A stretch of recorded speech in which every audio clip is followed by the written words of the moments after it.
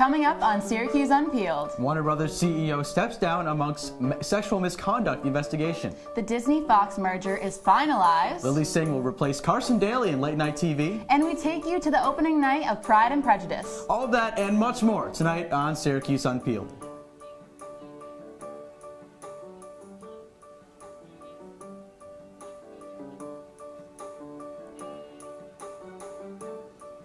Welcome back to another episode of Syracuse Unpeeled. I'm Chris Sacchi. And I'm Rebetje. Got some breaking news to start. Making the headlines this week, Warner Brothers CEO Kevin Tsujihara leaves the company amidst sexual misconduct investigations. Text messages from the former CEO to actress Charlotte Kirk allegedly promised more favorable roles in exchange for a sexual relationship. Some text messages date back to 2013, the same year that Tsujihara became CEO of the company. Kirk denied any inappropriate behavior and was reportedly saddened when Tsujihara announced he was stepping down. Kirk claims the relationship ended years ago, and she had tried to prevent the story from breaking. Warner Brothers thanked Tsujihara for all the work he has done at the studio, but said it was in the company's best interest that he stepped down. We are still waiting to hear who his successor will be. Now, taking you back to last week, we got all the news you may have missed over break. Unfortunately, we do start with some sad news. Alex Trebek, the host of Jeopardy, the beloved host, revealed that he has been diagnosed with stage 4 pancreatic cancer in a video to his fans. But within a week of his diagnosis, Trebek continued working the show's standard 2-day-per-week production schedule. Trebek vows to exceed the survival rate for pancreatic cancer and hopes to continue seeking treatment that will allow him to keep the illness at bay. So hopefully, of course, our hearts go out to Trebek during this difficult time. In other news, though, rumors of Bohemian Rhapsody sequel surfaced last week after the movie's success during this year's award season. The director of multiple Queen music videos revealed in an interview that the band's manager, Jim Beach, would consider the proposal. Queen's guitarist Brian May also hinted at a potential second film during the interview last year. The film made over $870 million worldwide and collected 4 Oscars this past awards season. And keeping it in the film news, the trailer for the Avengers Endgame has been released, and fans are already out there complaining. The outcry surrounds the fact that actress Brie Larson seems to be wearing lipstick in the trailer. Larson embraced a fresh-faced look in Captain Marvel, and despite recent Avengers controversy, Captain Marvel continues box office success.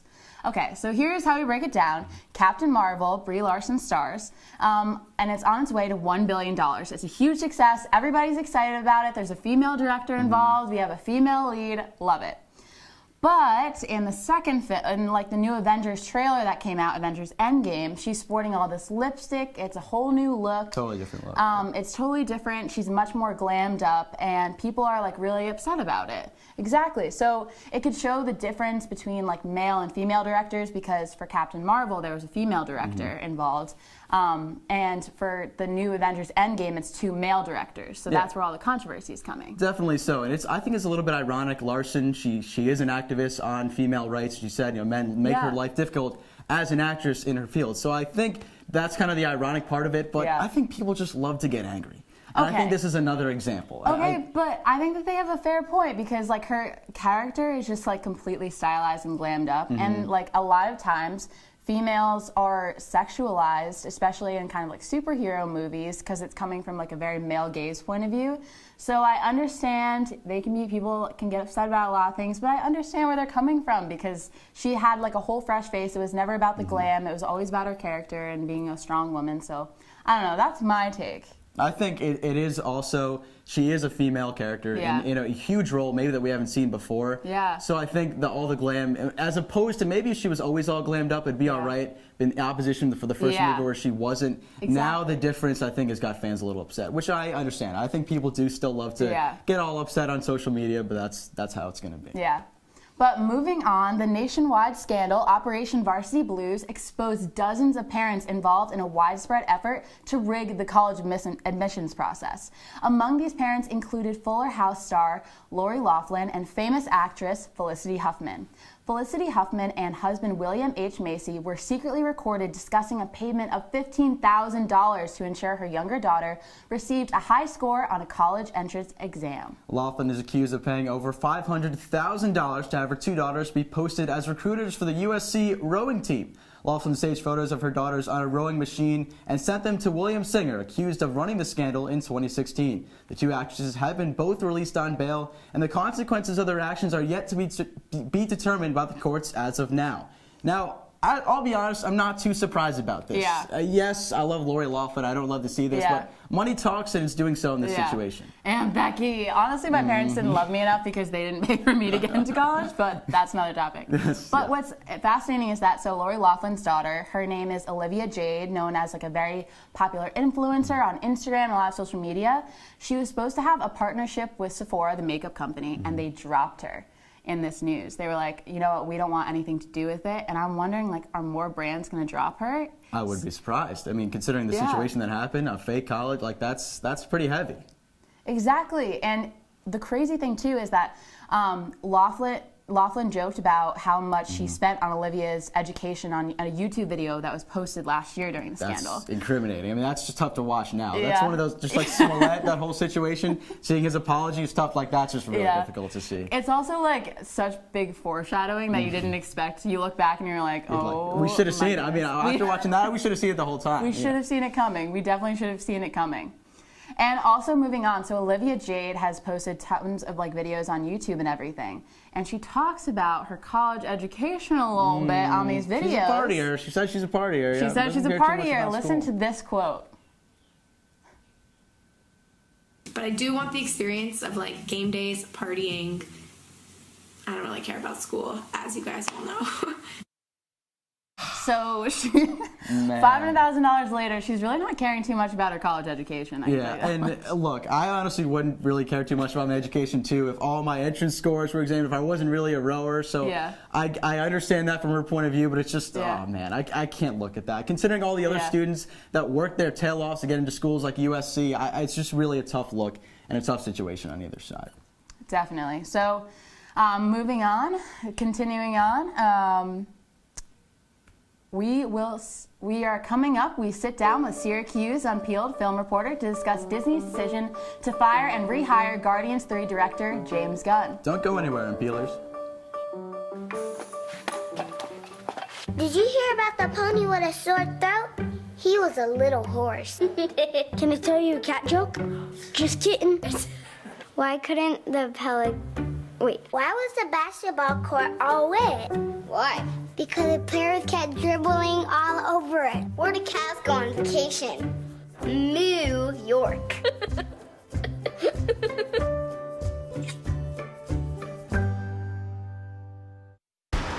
Look at you. You're at the top of your game. You're unstoppable. Nothing can throw you off track. Wait, is that your car? Uh-oh.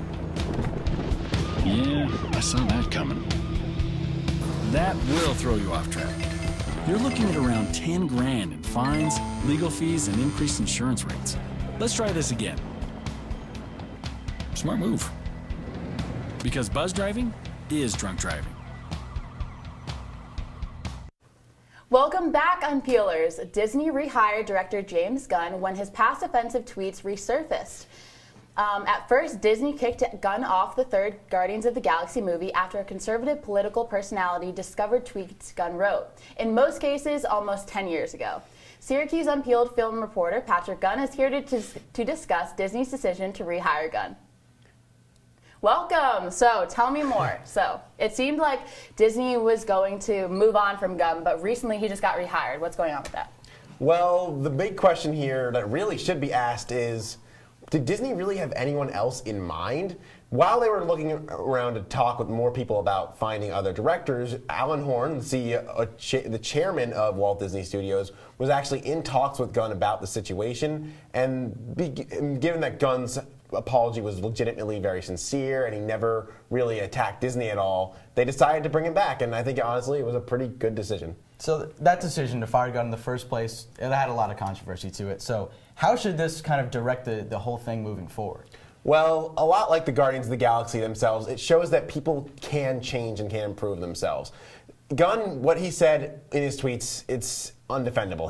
But he didn't defend them and he never took action upon them. So it's really fair that Disney set this huge precedent to bring him back and prove that they can make a change on a major decision like this. Yeah, so it's great to have Gunn back, but he has also, like, is he going to still be directing Suicide Squad 2?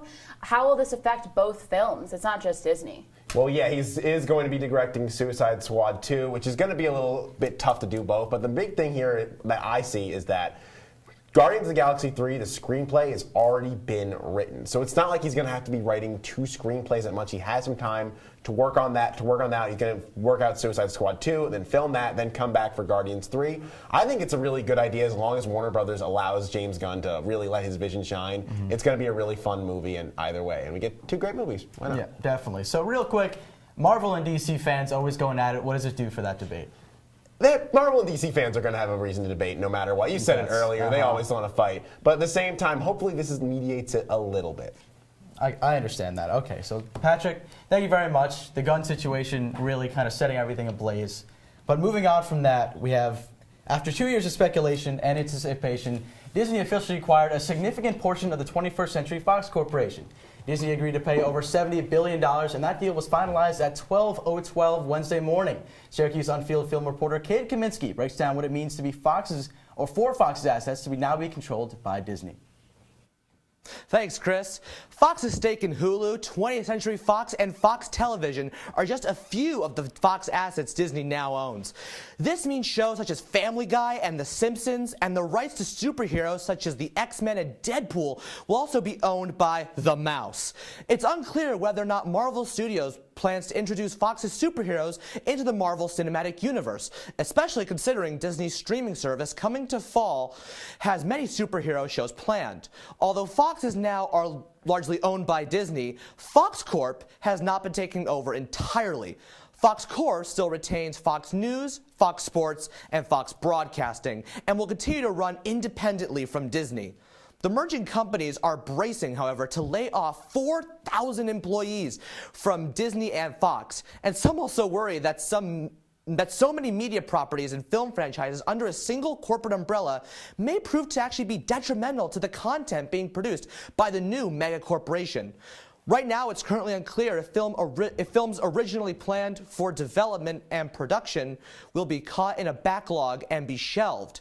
Also, with Disney acquiring Fox Searchlight Pictures, the pressure is on for Disney, the new mega corporation, to produce films equal in momentum and caliber to Titanic, Avatar, Alien, and Kingsman, all produced by Fox Searchlight. Whether they're able to pull this off or not can only be shown in a matter of time. Thanks so much, Cade. Coming back up, Syracuse Unpeeled city events reporter takes us live to an opening night at Syracuse Stage. Keep it locked, Unpeelers. They told me a bottle couldn't dream. That I would never become a superhero.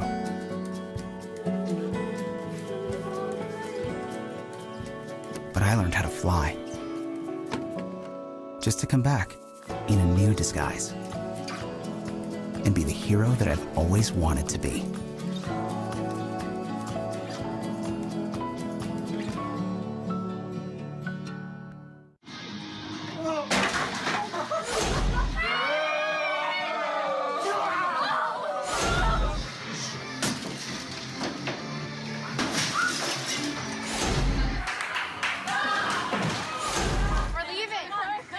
Most party fouls are pretty dumb. But if you decide to drink and drive underage, you could lose your license and your freedom. Underage drinking and driving.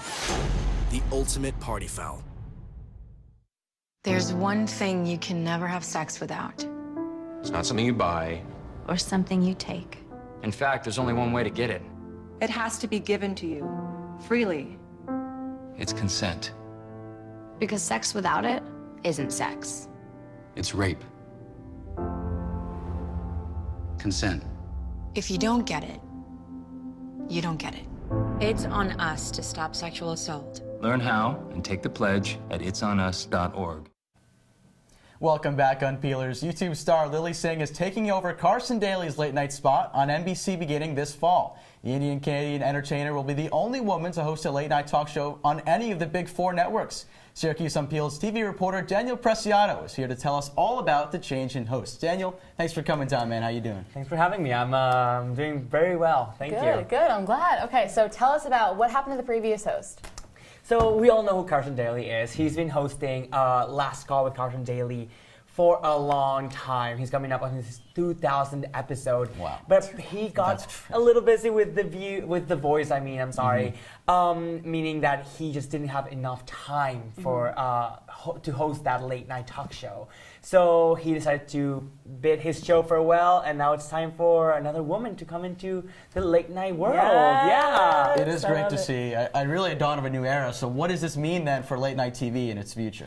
Well, there's already a couple of other female late night hosts, such as Samantha Bee, and there's also Busy Phillips. But this is the only female late night talk show in a big network, in one of the big four. And this is previously almost unseen. This is just a really... This means so much for late night TV. It's been a male-dominated world for so long. People don't really think of women as hosts of these TV shows, so it just means that the doors are wide open for women in comedy right now. And I'm so excited because she's the only woman of color that's a late night TV host, which is so exciting. We're bringing more diversity into it. Oh, this is so great. So where did Lilly Singh begin her career? So she's a YouTuber. She's known as Superwoman on YouTube, and she has over 14 million followers on YouTube. So she's not a stranger to talking to people, having an audience outreach. Like, she is known around the world. She even has a documentary about her life on YouTube Red and everything. So she's already kind of famous. She's got experience doing that kind of thing. It's still on camera. Still on. So, how does the audience react to something like this? I mean, you got two different minority groups being tapped into in a new big market. Yeah, I mean, everyone's completely overjoyed. I think one of the most incredible reactions was Canadian Prime Minister Justin Trudeau actually tweeting how excited he was about this happening. That's great. When it was first announced. Other than that, audiences have been just so happy. I know I am so excited about it. Just having a queer woman of color being a late night TV show host is so amazing. And it's just so amazing to see where we are right now in the world of comedy. Wonderful. This is so exciting. And in more exciting news, Pride and Prejudice opens this week at Syracuse Stage. Syracuse Unpeeled city events reporter Natalie Fahmy is live at Syracuse Stage to discuss the unique take on the classic novel.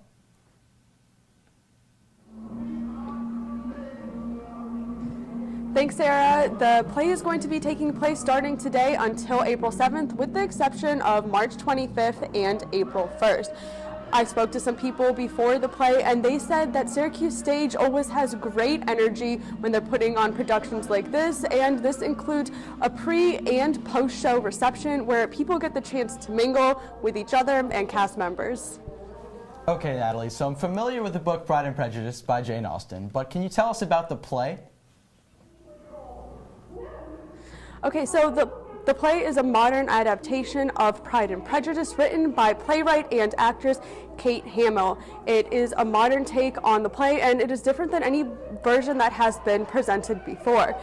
It was first performed in 2017 in a Shakespeare festival in Garrison, and the director of the play, Jason O'Connell, says that it's a modern adaptation and should be seen as an update. That's awesome. It seems like I need to get down there. Yeah, okay, no, we gotta so get there right now. I'm wondering, has the play won any awards? The play has won a couple awards and has had a lot of acclaim from some journalists, including some major national newspapers, including the New York Times, Wall Street Journal, and Huffington Post. The Wall Street Journal even awarded Hamill with Playwright of the Year in 2017. Wow, so it certainly seems like there's some buzz around this. Are there any special events taking place for people that are interested in watching the play? There are a couple special events happening before and after the play, and as the play is running on. For example, just to name a few, there is a prologue where people can buy a ticket and go and speak to cast members and special guest speakers and have open conversation and learn what it takes to go from rehearsal to being ready for opening night. There's also a post-show talk back, which people can also buy tickets for, where after they attend the play, they'll get a chance to sit back and have open discussion with the cast members. There are many more of these listed on SyracuseStage.org that you can check out and buy tickets for. Oh, awesome. I guess that's so cool. That's where I'm getting my ticket. Thank you so much, Natalie. I'm going to definitely buy tickets online. But so are tickets only online, or where can I get them? So you can buy tickets online on SyracuseStage.org, or you can call the box office or come visit the box office at Syracuse Stage any day, Monday through Friday from 10 a.m. until 5 p.m. You can also buy tickets for all the special events that I mentioned before from the box office or online as well. And tickets range anywhere from $20 to $56 plus money for the special events. Thank you so much, Natalie. And coming up, I'm sitting down with Syracuse Unpeeled sports reporter Justin Pora to give our picks for the March Madness tournament. This is March. Don't go anywhere, Unpeelers. This is the story of a boy who didn't talk for a long time. The boy liked things to always be the same. Any changes would scare and upset him. The unknown was an unfriendly place. The boy was very sensitive to lights and sounds. So he built secret hiding places where they couldn't get in. The boy didn't like looking people in the eye. He wasn't trying to be mean, it just made him feel uncomfortable. Sometimes he would flap his arms again and again. One day I found out I had something called autism. My family got me help. Slowly, I found my voice and learned all the ways I could live with it better. Early intervention can make a lifetime of difference. Learn the signs at autismspeaks.org. Welcome back, Unpeelers. In the words of John Rothstein, this is March. So you know what that means. The madness is back for college basketball fans, and this year's tourney will not disappoint. I'm here with Syracuse Unpeeled sports reporter Justin Pora to discuss the March Madness itself. Justin, how are we doing? Are we ready? How hype are we? It's the best time of the year. Major League Baseball had its opening day this morning, and it is officially March Madness time. We have a first 4 game happening right now. The real deal starts tomorrow. I can't wait. It certainly cannot. So what are the biggest known points? What are the biggest kind of conventional wisdoms about this year's bracket? So the one thing you really have to know is that the ACC is just dominant. Obviously, this is a Syracuse show. We talk about them all the time. But 7 ACC schools, that's second only to the Big Ten that had 8. But despite that, the ACC, 3 #1 seeds, 2 4 seeds. It's absurd. A 7, and then, of course, Syracuse sitting pretty at 8. But the ACC was just so dominant, and that proved to the committee, except NC State and Clemson got snubbed. They did. Other than that, every other ACC team got a lot of love. So the one Syracuse team, it's one ACC team we love. I already blew it. Syracuse, how do they fare out in the bracket? Honestly, they didn't get a bad draw for an 8 seed. I mean, they get Baylor in game 1, who is definitely a formidable opponent, especially now that Frank Howard is going to be out for the rest of the tournament. Big news. Then they get a 1 seed in Gonzaga. In my personal opinion, the weakest 1 seed, and that also was proven by the committee as Gonzaga got that 4th #1 seed. Yeah. Other than that, their road is not that bad. They have to get probably Florida State or maybe if it's not Florida State, it's going to be what, Murray State or Marquette, and then they'll take on a Michigan, Texas Tech, or Buffalo team. That's not a bad road to the Final Four, and if they can get past Gonzaga, that's going to be the #1 test. They'll be in pretty good shape. Certainly so. So getting past Gonzaga, of course, the really easy, not really easy, but the easiest #1 seed. Right. But Duke and UNC, 2 heavyweights in this tournament, both #1 seeds. If you could really flesh out which one you maybe prefer better, I mean, they're both so great, but really maybe what's your favorite between those 2 heavyweights? I grew up a North Carolina fan, and it pains me to say this, but Duke is the best team in the country. There's no one that wants to take on Zion Williamson. Yeah. R.J. Barrett is a great second option. This UNC team is fantastic. This is a team that has beaten Duke twice this year, including a win in Cameron Indoor. But this Duke team, the way it's playing right now, they steamrolled the ACC tournament. They're the team to beat. Yeah, Zion Williamson, probably the closest thing you have to 2 points guaranteed of any basketball player. But let's get to the brackets. What are some of your spiciest picks in this year's bracket? Oh, boy, we have a lot of them. I have 3 12s beating 5s. They always say you have to pick 1 12 beating a 5 seed. I have 3 of them. I have Oregon, I have Liberty, and I have Murray State.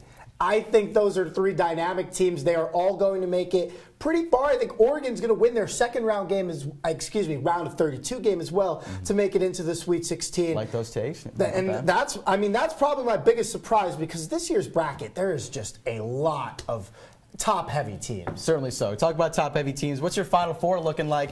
Mine's pretty interesting. I got North Carolina, Tennessee, Duke, and Syracuse. Oh my That's also God, my what champion. But I knew you were going to do it. I also have 3 ACC schools. That is Duke, North Carolina, FSU, and Tennessee. I think Tennessee is great. I think they might actually make the national championship, eventually losing to Duke. Okay, so thank you so much, Justin. We really sportsed out on here, but I was so happy to do it. Of course. You heard about our March Madness basketball picks, but who will come out on top in the Disney-Fox merger madness face-off? Find out after the break. We got that coming up next. Don't go anywhere. You've messed up your son's haircut. Mom? Do you A, try to fix it? Like it never happened. B, work with what you got? Or C, show solidarity? Thank you, baby. As a parent, there are no perfect answers. But you don't have to be perfect to be a perfect parent. Thousands of teens in foster care will love you just the same. Your daughter just had her first breakup. Do you A, put yourself in her shoes? B, console her? Don't worry, sweetie.